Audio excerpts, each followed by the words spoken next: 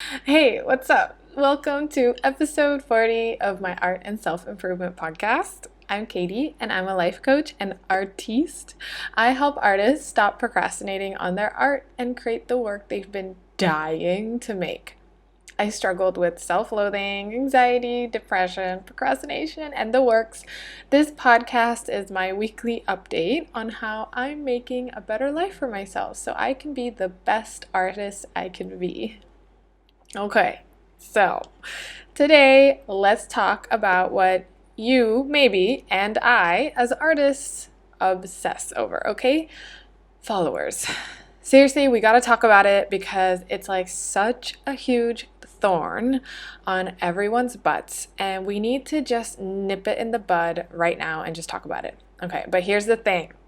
This is not gonna be anything you've heard before about followers and gaining an audience and stuff like that.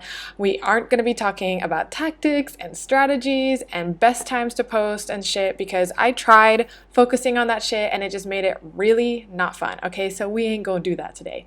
All right. I'm in a course right now for coaches, and I've been learning a lot about serving energy. It's this energy that us coaches really need to be in, a totally loving and deep sense of serving to our clients to create a really genuine, true connection so that the client has a super safe space to mess up, fuck up, spill their guts, make changes, bloom, do whatever that they need to do while having constant support. It literally feels amazing to have a coach. Like when I'm really in a bad place, like I'm just going down really negative thought spirals about my worthiness and just randomly shit will come up from my past relationship, right? Just stuff like that comes up, or even like things I'm really ashamed about, like stuff that I would never admit to anyone, not even friends. I know that my coach has got me. I know that she's for sure the one person that will never ever judge me, and that's exactly what she's there for. So that's such a great feeling for me to know that every week I know that someone's got me. And you know me, I apply everything that I learn to art so that I could again make myself a better artist. So this is hot off the press shit, okay? I haven't fully tested it. It's something I've been thinking about and I want to try it out, thinking about things this way so we can go on this journey together, okay? But what I'm about to tell you, I think makes total sense. So let's go. I get asked so often how to gain followers. Like, what did I do to get the number of followers I have now? What do I suggest? What should I try? People asking me to like feature them. And I always reply that I never had a tactic or a strategy. Like, I barely looked at my insights and stuff like that, I don't have a best time to post thing. I truly just focused on doing things from the heart as much as I can. Anytime that I strayed away from that and tried to do like what's popular, it was just like, ugh, no good, no good. So I've been thinking a lot about this and like, how would I grow my audience? What would I need? The problem that I ran into a lot in the past was like really kind of only seeing other people as validation machines. Like that number was just a reflection of my worth and other people kind of owed me validation. So really focused on that number and figuring out tactics, right? On how to gain followers. Like, ooh, what's popular right now? Or, ooh, this watercolor piece got a lot of likes. Maybe I should do watercolors. Or, ooh, Lowish just posted this color scheme that she's trying out. Maybe I should do that too. So let's break down what happens when the ticker, right? Like if you look on Instagram, that ticker of your follower count goes up by 1. Okay, assuming that it's not bots and stuff, right? Like, okay, so let's focus on it being a human being on the other side that just, followed you. You gain a follower when somebody lands on your page, right? And feels a connection to you and your art. And then was inspired from that connection to press the follow button. So, okay, if you want to gain followers, then if you want to make money from your art, because I think this is the same thing. Somebody feels a connection with your art and then they're inspired to, ask for a commission or buy a print or something like that. Then your goal is connection. I was really, really confused as to why people weren't connecting with my art when I wasn't connected with me. Like, how could I really expect that? I would draw something with, for example, like with an artist in mind that I wanted to be inspired by, like thinking about what they did, because whatever they were doing was working. Whatever they were doing in their art was working in terms of getting a lot of likes, or in terms of me thinking that they're like good artists.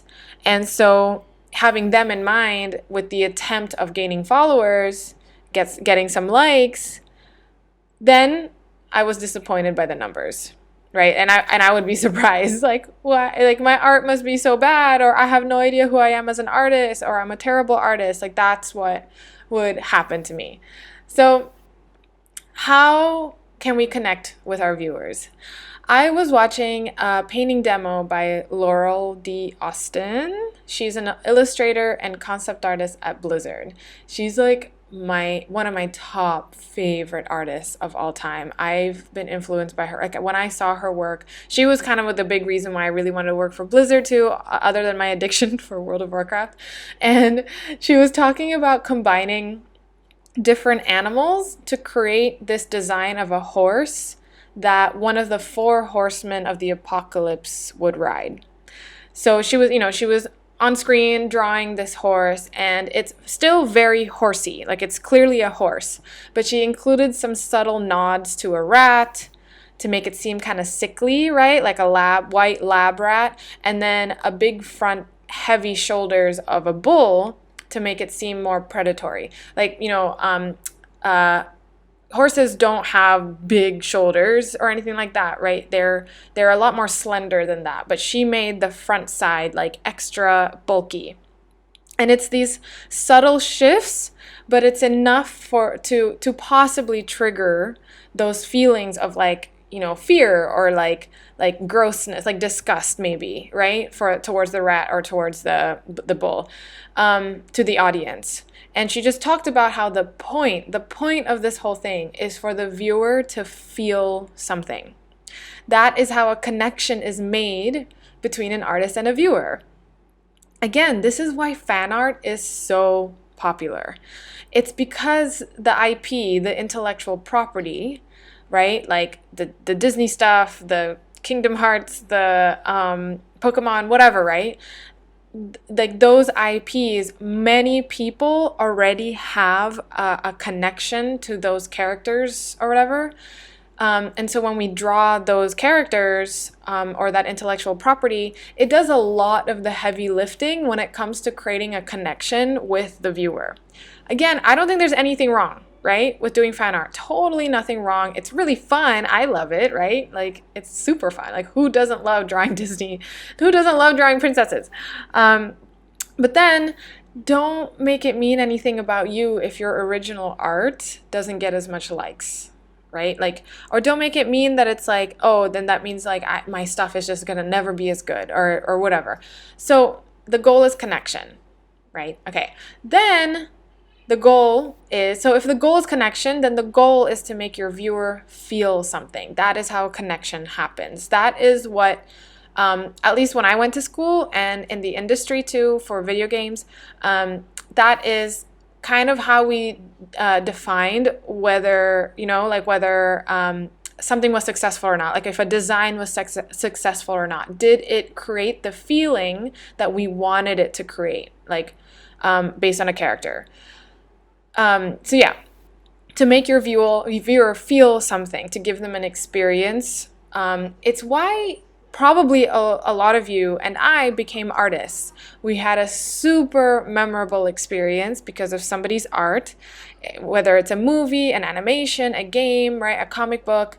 Mine would be Loish's artwork, Sakimi-chan, like a lot of the heyday of DeviantArt artists, and then also World of Warcraft. And we would love, and the reason we became artists is because we would totally love to give that to other people. We want to inspire other people as well.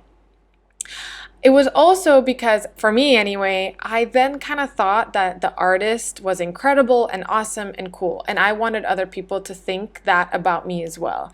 And that's how I personally believe I kind of like tarnished the passion, like it's why I didn't really feel really clean with my love for art. I was making it really related to my worth and really, really wanting other people to think like, I'm awesome or I'm a great artist and stuff. So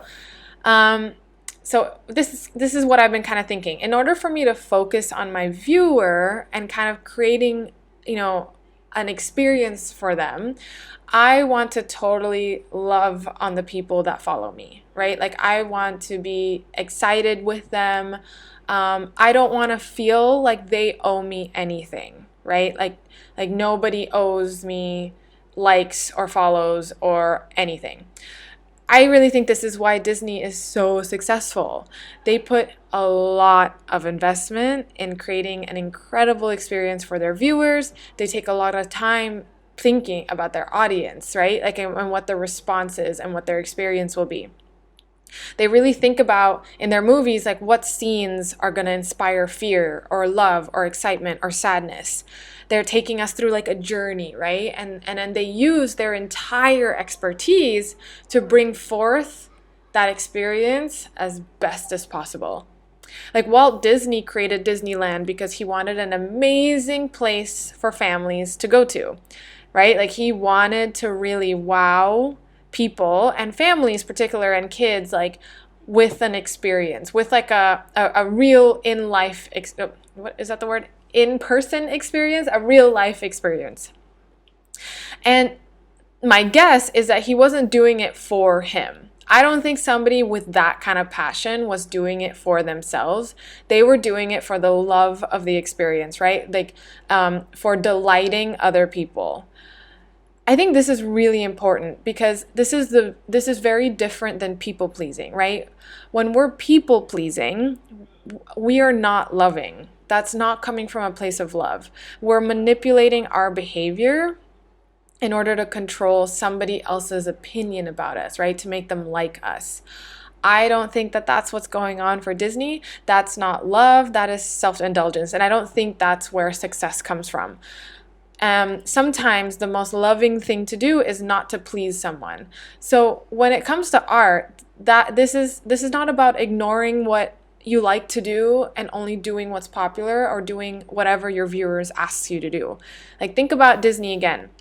They put so much time into picking scripts and developing characters and making sure the story sounds really good, but they're not going out into the world and making it like a democracy, right? Like, like they're not like, hey, can you vote on the colors of this main character that like is really gonna like define the colors of the rest of the movie, and they're not gonna ask like, hey, what do you think this character should say in scene 8? And like pretty much like asking other people for their opinions. Like, no, they're the experts, They're the ones that know about color theory and shape language and movement to really create that experience.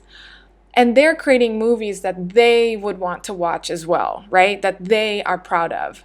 You're the expert of your vision, and you're creating a magical experience that someone else may experience. I personally wouldn't draw things that I don't find fun just because it's popular and people ask me to. I think that's the fastest way to ruin my relationship with my art and my audience. Like I think that's totally gonna breed resentment. This has gotten me so much more excited to do studies and learn the fundamentals again because I want to be able to create my vision to the best of my ability for me and other people to experience. And it's been so much more fun to do studies, not because I want to pass a class, not because I want to impress a professor or somebody else, but because I really want to be able to create that vision as best as I can. Okay, but let's go the other way, because like I don't want you to feel scared about thinking like, oh, then now you have to really care about what your audience thinks, right? Like I don't think so. The way I'm thinking about it is, if I want to blow somebody else's mind with my art, I need to blow my own mind first.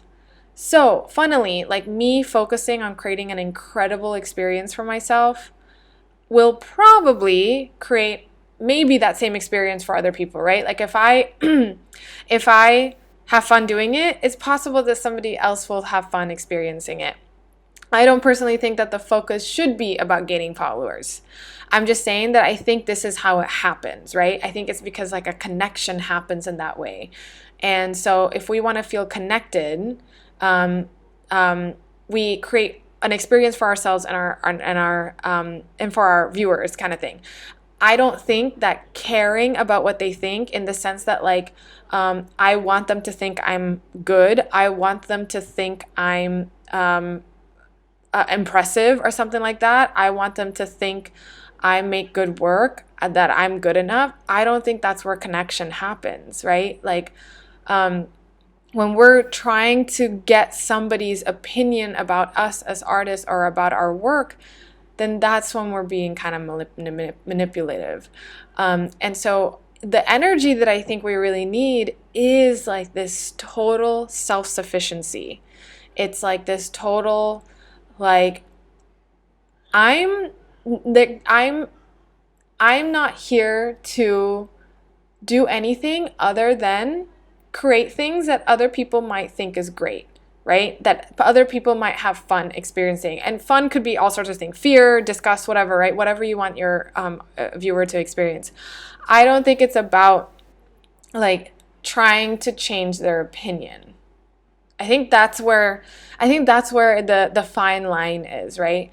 I think the focus then, to make it really easy, if we're just talking about giving them a good experience, right? I think then the focus is just to create a good experience for us. Like, you know, if you want, you could really, really put your heart and soul into something.